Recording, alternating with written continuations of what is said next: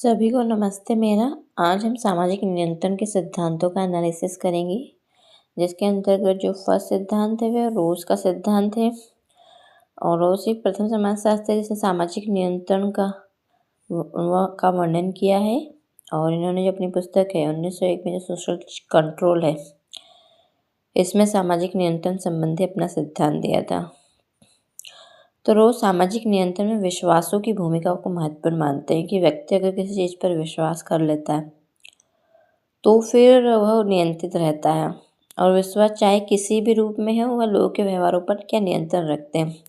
तो किसी भी रूप में मतलब प्रथा के रूप में हो, या लोकाचार के रूप में हो, या धर्म के रूप में हो, या नैतिकता के रूप में हो, तो किसी भी रूप में हो, वह क्या करते हैं, लोगों के व्यवहारों पर नियंत्रण रखते हैं।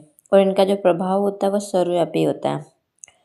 और विश्वास कानूनों से भी अधिक प्रभावी होते हैं। मतलब जो राज्य के द्वारा जो कानून निर्मित किए जो लिखित रूप में होते हैं, उससे भी ज़्यादा प्रभावी विश्वास होते हैं।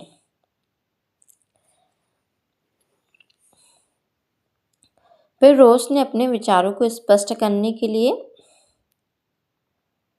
जो सभी समाज है उसको दो भागों में बांटा है, प्राकृतिक समाज और वर्गों पर आधारित समाज।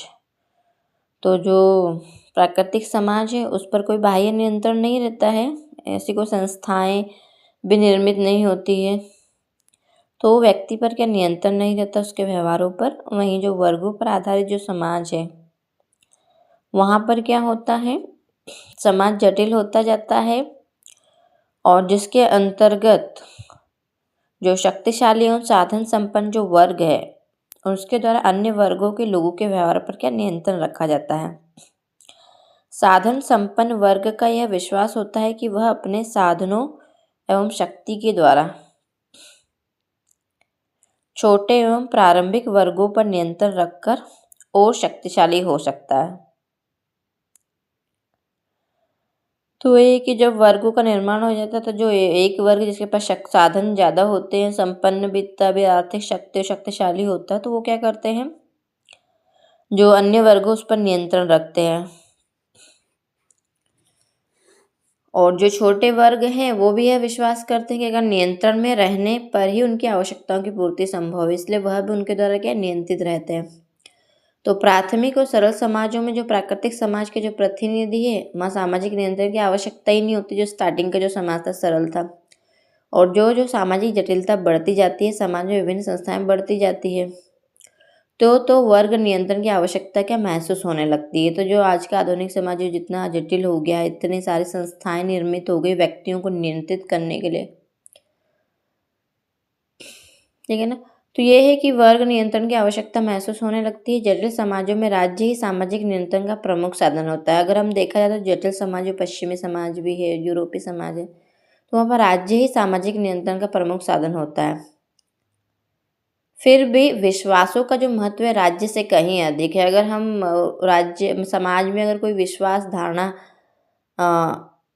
का प्रसार कर देते तो उसका जो महत्व होता है राज्य से भी कहीं अधिक होते हैं।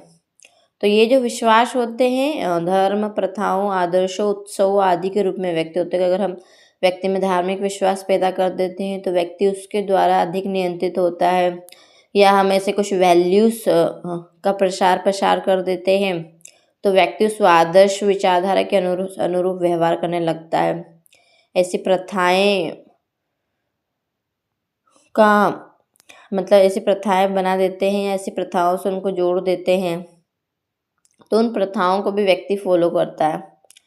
तो व्यक्ति का रोज के अनुसार के जो विश्वास है उससे ज़्यादा व्यक्ति नियंत्रित होता है कानून से भी ऊपर। तो विश्वास क्या करता है, फिर लोगों में सहानुभूति, न्याय, सामाजिकता, बदले की भावना पैदा करते हैं। तो वही जैसे धर्म का प्रसार करते हैं तो व्यक्ति में धार्मिक कट्टरता आ जाती है। या कोई वैल्यू अगर हम प्रसार कर देते, जैसे अहिंसा का वैल्यू जो महात्मा गांधी जी ने प्रसारित किया था, तो ये है कि ये भी जो चीज़ें हैं, ये सारी चीज़ सहानुभूति है, न्याय है, सामाजिकता, बदले की भावना एकदम से पैदा करते हैं। और ये भावनाएं सामाजिक नियंत्रण का आधार और साधन है। और ये भावनाएं फिर व्यक्ति समाज को नियंत्रित करती है। रोस ने सामाजिक नियंत्रण के विभिन्न साधनों से प्रथा, धर्म, कानून, सुझाव, कला, उत्सव आदि का उल्लेख किया है। तो कला के द्वारा भी व्यक्ति को नियंत्रित किया था, उत्सवों के द्वारा भी। अतः रोस ने इस बात से भी साफ इनकार किया है कि मानवीय व्यवहार पर अलौकिक शक्ति अथवा भूत प्रेतों का ही नियंत्रण होता है। तो मतलब रोस ने इस बात पर भी इनकार करते हैं कि जो बोलते हैं कि अलौकिक शक्ति हमें नियंत्रित करती है या फिर भूत प्रेतों के द्वारा हम नियंत्रित होते हैं, तो उसको उन्होंने इनकार किया है। रोस का मत है कि जो मानवीय व्यवहार है वास्तविक सामाजिक परिस्थितियों एवं तात्कालिक दशाओं से ही प्रभावित होता है। तो रोस ने ये बताया कि जो समाज की जो तात्कालिक जो स्थितियाँ होती है, सामाजिक परिस्थितियाँ होती, वो भले किसी धार्मिक विश्वास पर आधारित सामाजिक परिस्थितियाँ निर्मित हो जाए या जैसी भी परिस्थितियाँ निर्मित या वैल्यू बेस्ड हो, तो वो क्या हमारे व्यवहार को क्या प्रभावित करती है, तो कोई अलौकिक शक्ति नहीं नियंत्रित करती है।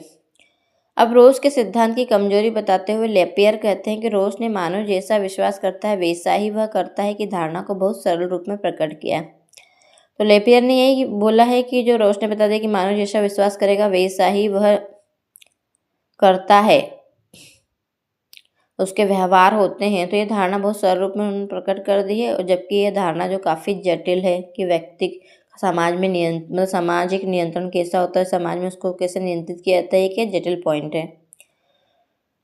तो ये है रोज के द्वारा बताया गया सामाजिक नियंत्रण के सिद्धांत की व्याख्या। तो धन्यवाद सभी को।